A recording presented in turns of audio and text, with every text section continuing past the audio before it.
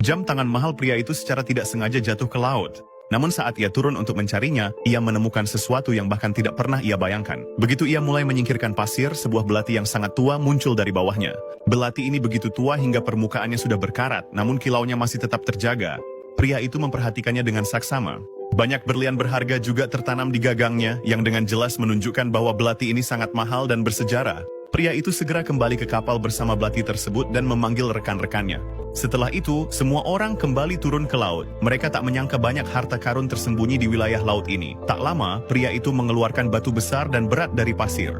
Begitu melihatnya, pengalamannya mengatakan bahwa pasti ada kapal karam di sini.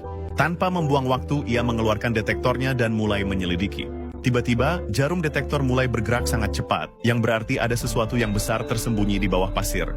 Ia menyalakan mesin blower dan mulai membersihkan pasirnya. Saat mesin terus berjalan, benda yang terkubur di dalam tanah perlahan mulai muncul ke permukaan. Ia melihat bahwa itu adalah sebuah meriam yang sangat tua, yang mungkin berasal dari Perang Dunia Kedua. Air laut memang telah merusak meriam itu sedikit, tetapi benda yang begitu tua dan bersejarah bisa dijual dengan harga yang bagus. Kemudian ia mengikat meriam itu dengan tali dan mulai mengisi udara ke dalam kantong udara agar meriam bisa diangkat perlahan-lahan. Dengan bantuan kantong udara, ia mulai mengangkat meriam itu dengan sangat mudah.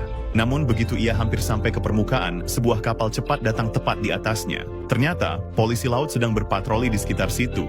Ida melihat ada sebuah kapal yang berlabuh di sana, padahal area ini dilarang untuk eksplorasi, jadi mereka tidak berani mengangkat meriam itu keluar dari air. Salah satu rekannya mencoba mengajak polisi berbicara, tetapi tidak mudah untuk bertahan lama di dalam air.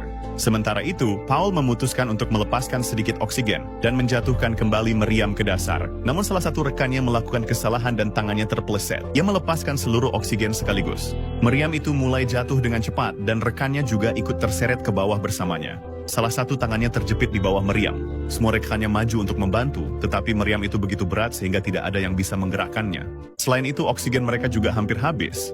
Jika terus seperti ini, semua orang bisa kehilangan nyawa. Di saat krisis ini, Paul menggunakan otaknya. Ia mengisi sisa oksigen ke dalam kantong udara dan mencoba mengangkat meriam itu dengan sekuat tenaga. Dengan bantuan kantong udara, semua orang bersama-sama berhasil menyelamatkan rekan mereka. Ketika semua orang kembali ke kapal, mereka melihat bahwa polisi laut masih berdiri di sana. Namun keberuntungan berpihak pada mereka. Rekan mereka nila melihat bahwa salah satu polisi itu adalah teman lamanya. Setelah sedikit berbincang, polisi itu membiarkan mereka pergi dari sana. Setelah kejadian ini, Paul yakin bahwa banyak harta karun tersembunyi di wilayah laut itu. Keesokan harinya, ia kembali turun ke laut dengan membawa semua perlengkapan. Kali ini, belum setengah jam berlalu ketika ia tiba-tiba merasakan sesuatu yang aneh. Saat ia mendekat dan ia melihat sebuah pesawat yang jatuh. Ia segera bergerak ke arahnya dan memeriksanya. Namun apa yang dilihat Paul di sana sulit untuk dipercaya. Selama beberapa hari, Paul benar